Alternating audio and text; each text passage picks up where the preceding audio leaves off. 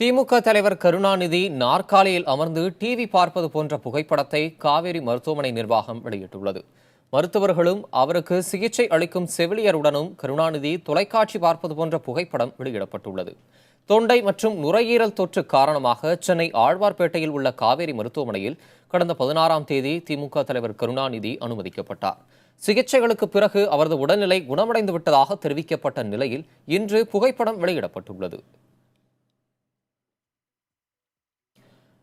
திமுக தலைவர் கருணாநிதி வரும் வெள்ளிக்கிழமை வீடு திரும்புவார் என மு.க.ஸ்டாலின் தெரிவித்திருக்கிறார். காவேரி மருத்துவமனையில் சிகிச்சை பெற்று வந்த கருணாநிதி முழு உடல்நலத்தோடு இருப்பதாகவும் மு.க.ஸ்டாலின் கூறியிருக்கிறார். தலைவர் உடல்நலம் நன்றாக தேறி வந்து கொண்டிருக்கிறது. நாளை மறுநாள் வெள்ளிக்கிழமை என்று வீடு திரும்பக்கூடிய நிலை ஏற்பட்டிருக்கிறது என்பதை நான் மகிழ்ச்சியோடு தெரிவித்துக் கொள்கிறேன்.